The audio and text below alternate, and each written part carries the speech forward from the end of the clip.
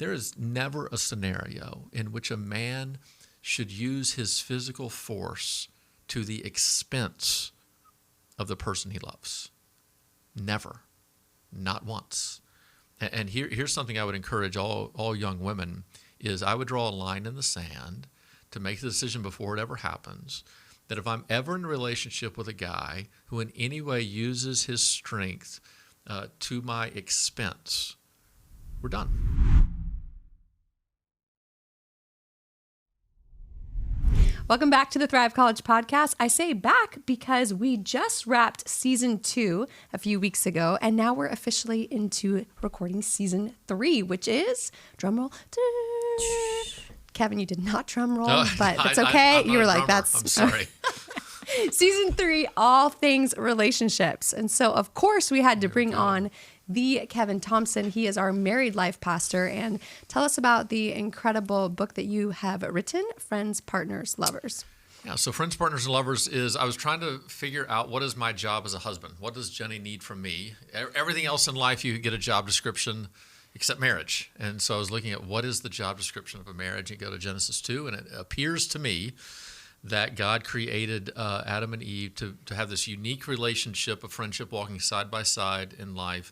They had a task, a cultural mandate that they were supposed to be partners together with. And then obviously the chapter ends with this unique relationship of intimacy. So I think about if you have somebody who's by your side, who has your back, who sees you and loves you, that is a complete marriage. That's the goal. Yeah.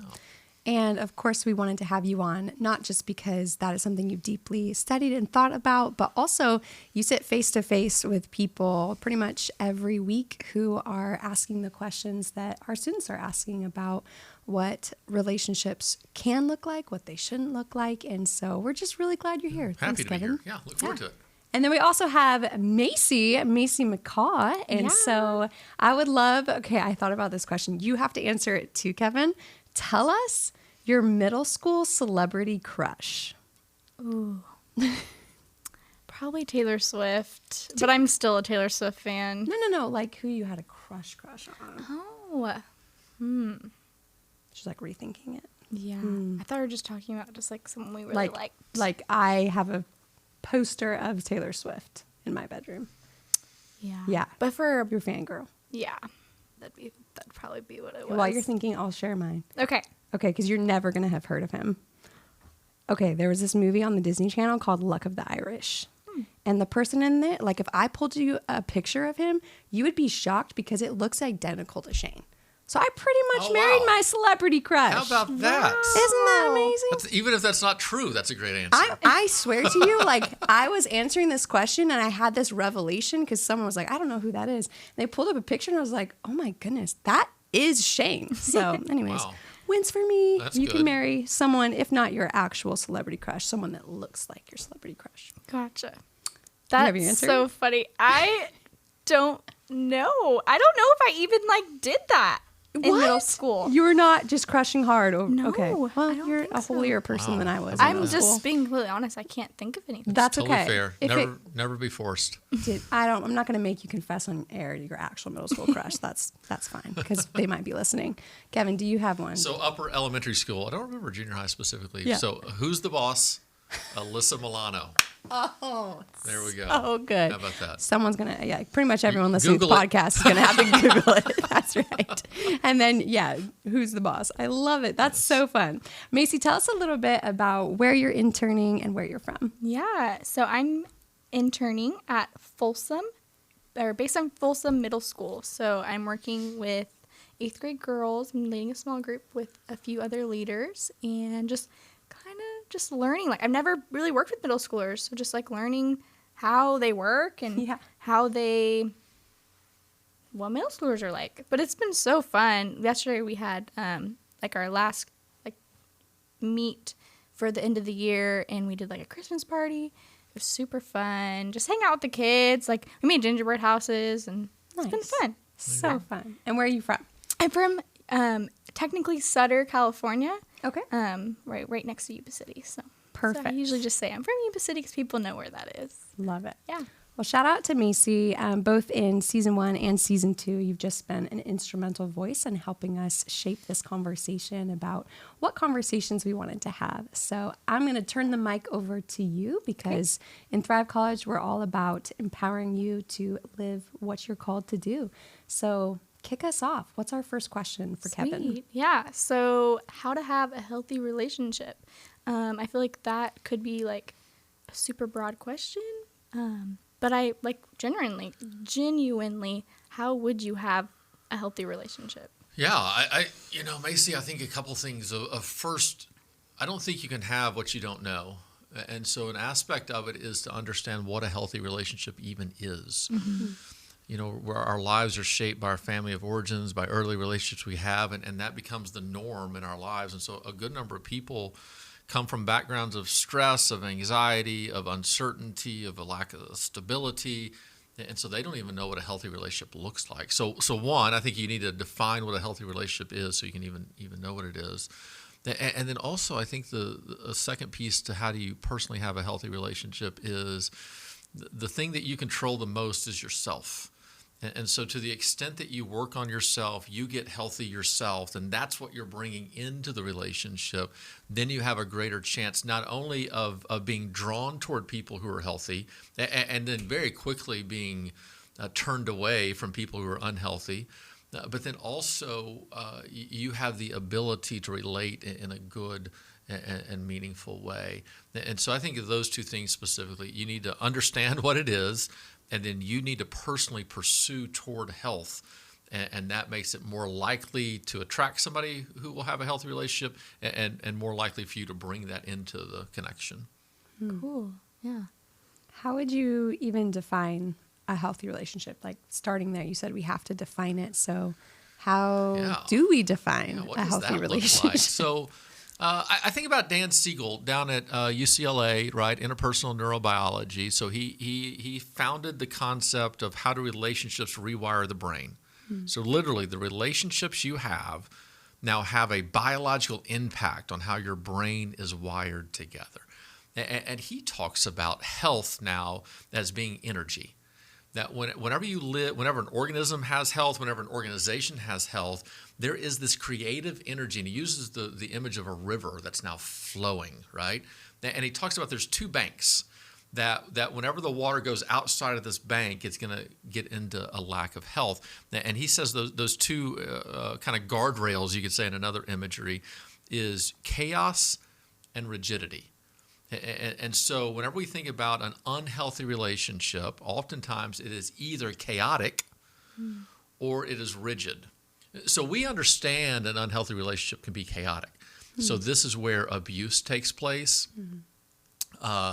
This is where there's just no predictability whatsoever, no stability whatsoever. There's yelling, there's screaming, there's one moment you could be as loving as can be, the next moment you're going to be angry, and you just live in a consistent state of chaos. Now, the danger of that is if we're not very careful, that can raise the cortisol in our bodies, and we can literally almost chemically become addicted to that. Wow. And so especially if you came from a very chaotic background, that's something you're going to have to be extremely aware of. What we often don't see is the opposite side, the other riverbank, that an equal form of lack of healthiness is rigidity. And so this can express itself, especially in a religious culture, of being overly obsessive on very specific roles, right? And so here's what the man does, and here's what the woman does. And it's not tied into biblical concepts. It's tied into much more cultural concepts. And the idea is, if I follow the rules, I'll be safe. Well, the problem within relationships is it's not always that easy of a formula of if I do my part exactly, then you have to love me, right? So whenever I think about an unhealthy relationship, I think about what Siegel talks about there of chaos and rigidity. And we all will tend one way or the other based on our personality types, based on our families of origin. So I'm going to tend toward rigidity. If I'm not in a healthy place, I'm going to go back much more into I have to follow the rules. Are you doing what you're supposed to be doing? Am I doing what I'm supposed to be doing? Somebody else might flow into chaos. And so then Siegel talks about, okay, when you stay in between chaos and rigidity, what does that look like as the energy is flowing? And he talks about several different aspects of what we consider a healthy organization, a healthy relationship, a healthy community. And it's interesting because if you take any of these and juxtapose them with the other, they can almost feel like they're contradictory. But I think as you hear it, you'll understand how they complement each other. So he talks about flexibility. So a healthy relationship has flexibility. Notice how that's the opposite of rigidity, right? And so the idea of if the schedule changes, if your opinion changes, we have this ability now not to have it done this specific way. And so, you don't have to load the dishwasher this specific way. There are other ways that this can happen. So he talks about flexibility. He talks about adaptability. So as change comes our way, we have the ability, because of our love for each other, to adapt to whatever is going on around us. I talk all the time. I could be wrong. I feel like Jenny and I could live anywhere and be happy, because I think we have this ability now to adapt to the surroundings of what's going on around us. There is this sense of cohesiveness, that it's not this idea that there's aspects of my life that are sticking out there that don't connect in some way to Jenny. Or Jenny back to me. He talks about the idea of stability, that even though we're flexible and adaptable, there is this stability that it kind of goes unchanged in many ways. And so Siegel's going to talk about energetic. So he's going to talk about, he calls it phases: flexible, adaptable, cohesive, energetic, stable. He said that's what a healthy relationship looks like. I would add some other things to it. I think about a healthy relationship being very clearly that, I think I said this previously, that Jenny loves me and she's for me. Mm-hmm. I know that. I'm confident of that. And so I can interpret everything that she does kind of through that concept. I think about, people ask all the time about, should I marry this person or not? And one of the things I often say is, does this person make you become more alive or less? That's good. Does it draw out more of who you are, your personality, because you're living now in the comfort of this other person's love, and so you actually can risk, you can be vulnerable, so you almost come out of your shell, or do you have to kind of stuff yourself down? Yeah. If you're having to draw inward, if you're having to be careful not to say the wrong thing or do the wrong thing, or they're trying to be controlling, that to me is not a healthy type of relationship. So in a very simple format, you can ask questions like this: am I more alive or less alive? In a healthy relationship, you're becoming more alive. You're becoming more energetic, more of who God created you to be. In an unhealthy relationship, and many times you're having to stifle that because of the other person. Wow. Yeah, that's so good. Like, wow, that's really good. I don't know what else to say about it. Like, it's a lot to take in. Yes. Especially for someone who's so young, trying to, like, just figure it out. Yeah. What have we talked about red flags of an unhealthy relationship? That would be awesome. I think that would be a good place to go for many people. So obviously you can start in some very obvious ways. Any form of physical abuse. Mm-hmm. And Macy, here's something I see so often, it's so sad, is especially young women, they'll get in a relationship with somebody, they love this guy, they see the faults, but they see the good, right? So it's very positive. And then there is some kind of just the smallest of altercations, that the disagreement's happening and he grabs your wrist. And it's not a loving, compassionate, and at first you might even, but then you can't pull away. And so often what happens is, we're not very careful, women specifically, it happens both ways, is we blush over that. Just real quick, oh, well, he didn't mean it, it was tension, it was, no.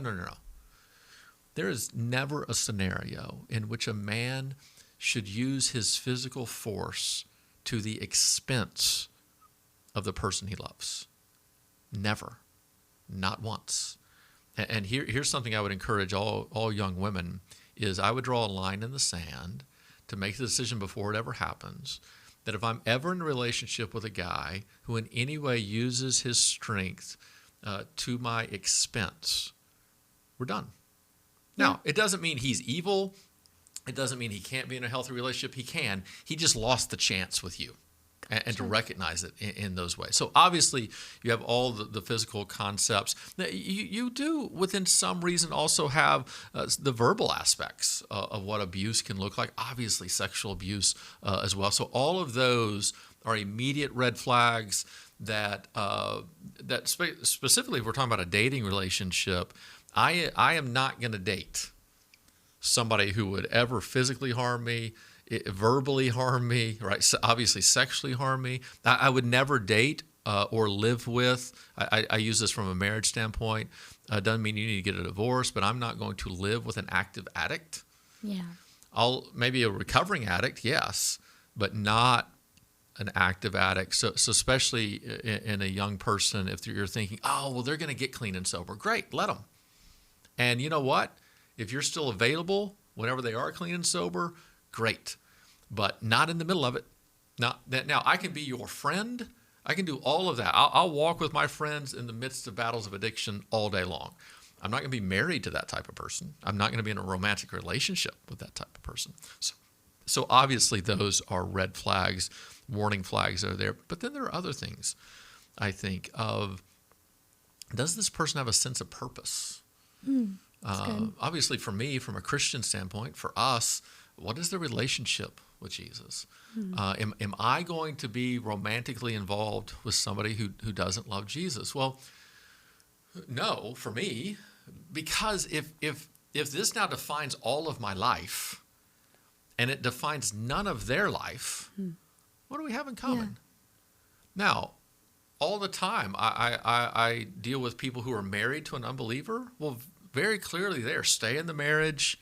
Yeah. Love your husband, love your wife, pray that your example will lead them to Christ, all those things, no question. But before you say I do, it becomes a non-negotiable for me. And here's my question.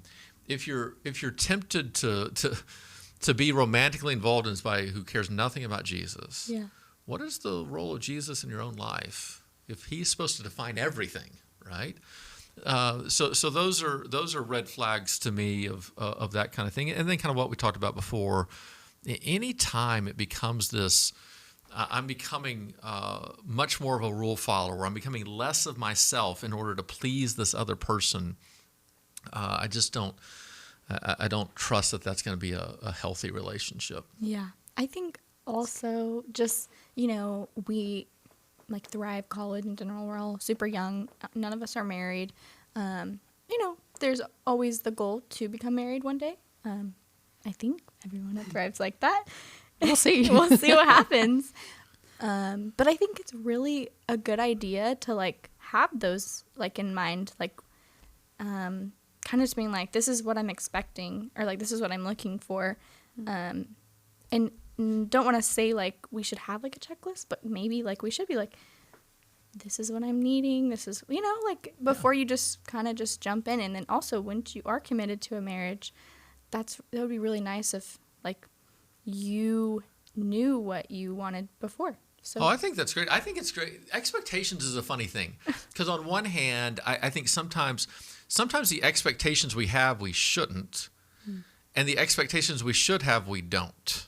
Gotcha. And so what I want to do with people is, in part, I want to get rid of some of your expectations. So the old-fashioned checklist of he has to be this height, right? Yeah. He has to be this kind of thing. That part Let's throw all that out. Throw that away. But it is very fair to expect, if you're going to be in a relationship with me, you're going to be invested. You're going to be doing the work. You're going to be living in a respectful way. You're going to respect me. You're going to have goals and pursuits and all these things. Those are very fair expectations to have. I mean, even you go back to the idea of friend, partner, and lover. If I'm going to marry you, it's fair for me to expect you're going to pursue after being a friend, partner, and lover to me. Totally. Those are very fair expectations to have. Macy, I do think one thing that people your age specifically, and all of us really can do, is we need to learn how to create healthy relationships across the board. Yeah. And so show me somebody who can consistently have healthy friendships, and they're probably not going to struggle whenever it comes time for a romantic relationship, whenever they find the person they want to be in a relationship with, to create a healthy relationship. Because there's a lot of overlap between a healthy friendship between, 5 or 6 guys, and what then one of those guys has with a woman. There's a lot of overlap of what makes a healthy relationship. And so actually, in whatever stage of life that we're in, whether it be junior high, high school, college, Thrive, whatever, you can actually be building your future marriage by creating a really good friendship or a series of friendships with other people. Because if you learn how to be a good friend to them, you then just transfer that to who this romantic partner is. And if you're really skilled at identifying what's healthy, what's not healthy in these relationships, it will prepare you to identify what's healthy and unhealthy in these other relationships. Here's the most dangerous place I think a person can be. Not having any healthy relationships isolates you, which then will prevent you from being discerning in a romantic relationship. So how do we end up in unhealthy romantic relationships? A lot of times, our souls are starved for connection and attention. And so we will then downplay red flags and stay in an unhealthy relationship because we haven't really surrounded ourselves with healthy relationships. That's really good. That makes so much sense. And yeah, it's awesome.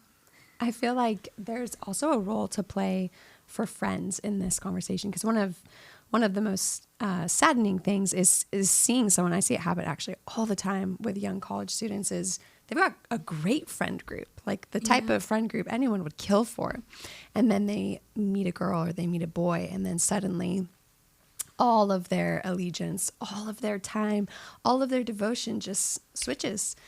And, no one wants to be that friend who's like, yeah, I know you're really excited about this relationship, but I feel like it's breeding some unhealthy things. But I think to be a true friend, and the only thing that's going to save that person from a potentially unhealthy relationship, is to be the someone who will speak the truth in love and say, hey, I love that you have someone, but I also don't love some other things that I'm seeing. I feel like you're not doing the things you love to do. You're no longer investing in the people who truly know you, and we want you back. So I just encourage, for those of you that are in that friendship zone of you're hearing maybe Kevin rattle off some red flags, and perhaps they don't apply to you, but they apply to someone that you love and you care about. Ask God, what would it look like for me to have a gentle, loving conversation and just raise the question, is this relationship really healthy for you? Yeah, and it's interesting because whenever you're not dating, you have more time for those kind of relationships. So obviously, whenever you start to date, there are some changes in how those relationships take place. But it is a red flag if it becomes all or nothing. And so you can think about this even as the type of girlfriend you want to be to a guy. Of if he has healthy guy friendships, I want to continue to encourage those. That, I'm going to get part of his time, no question. But I also want to sacrifice the time to make sure that he keeps those healthy. Because here's what happens whenever you get married.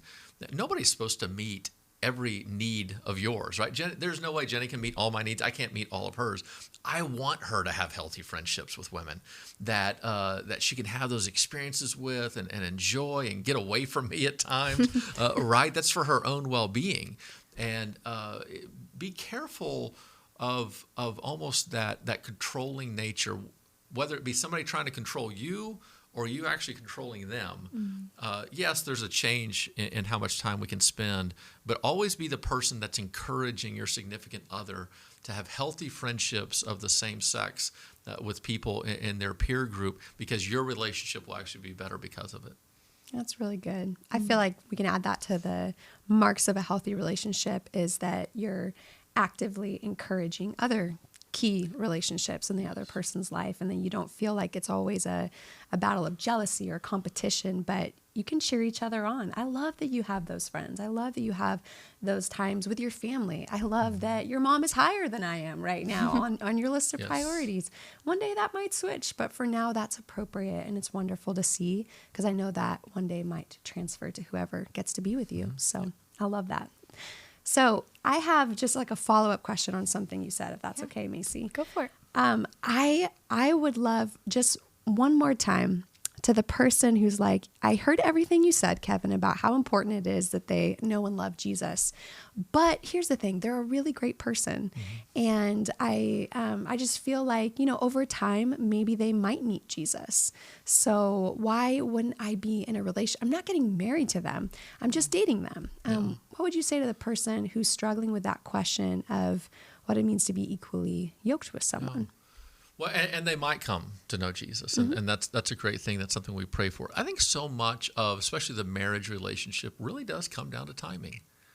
Are we both available at the same time, or we're at the season of life where we're both looking for what's next? Are we generally equally mature? Those kinds of things. And so I think you can now trust into God's sovereignty. If you have found a really good person, but they don't know Jesus yet, and you're ready for what is next in your life, to say, all right, God, you're protecting me for some reason. This is a very fair expectation for me to have. I'm going to marry a believer, right? And they're not there yet, then maybe this isn't right. And it doesn't mean that we can't continue a friendship of some sort and those kind of things, but just to say that to me is a barrier from us moving forward. Now, I say that with full compassion and understand the difficulty of what is there. But again, to me, it comes back, if Jesus is the center of everything for me, and now literally is the determining factor of all things, which I believe that he is, and yet for this person, Jesus is nothing, then where is it that we really share things in common? And it would be totally unfair for me to get into a relationship with somebody and then suddenly expect them to make Jesus something in their life that he's not for me. Right. That's just not fair. And so it's actually not fair to the person that you're dating to continue that relationship, in my opinion. Again, it's not manipulation. It's just boundaries. You're just drawing healthy boundaries. There's a line of how close we can get if Jesus is not significant to you. And for me to continue down this road and not be honest with you is actually me using you. And I'm not going to do that. Instead, I'm going to love you to the best of my ability, which means drawing this line here in this moment. And look, if the day comes in which you come to know him and I'm still free, then we can pursue what that is. But if not, then I'm still going to pray for you and hope that happens. That's a really good answer. Yeah. I actually had a really good friend in college that we came to this crossroads, and he wanted to date. And I was just like, I'm sorry, I can't, because we don't have the same faith. And he said to me, I respect your faith. It's one of my favorite things about you. I admire and I respect your faith. I don't foresee this being a problem. And I just had to look at him, and I had not planned for this conversation. So what just came out just was the truth. And I was like, I'm really sorry, but one of my core desires in marriage is to be able to pray with my spouse. And like, if we're going through a hard time, I want to be able to pray with him. And as much as you respect my faith, that's just never going to be a possibility for us. And so, I'm so sorry, but I can't. And I think it was definitely a hard moment in that friendship, but ultimately, I think it is respectful to say, I'm not going to expect you to provide and to do something that you don't believe in. And so we're just on a little bit of different paths, different trajectories. And like you're saying, Kevin, if you ever switch paths, then we're open to the conversation, because obviously there's probably chemistry there. Yeah. It's really good. I'd say my question would be in the same topic. What if the woman or the lady is pursuing Jesus, I'm assuming it would be an obvious no, because the man, in the Bible, is a leader. What's your perspective on the role between what the man is doing, what the woman is doing in a relationship, to see if that would be healthy? Yeah, I don't necessarily buy into the idea that the man is the ultimate leader. I don't see that. To me, the commands of Scripture is in the same way that Jesus is the head of the church. The husband is supposed to love his wife. And so that to me is a concept of serving, of loving. I personally don't see it as the man's the decision maker or anything like that. Gotcha. But it is this idea of, are both individuals individually pursuing after God.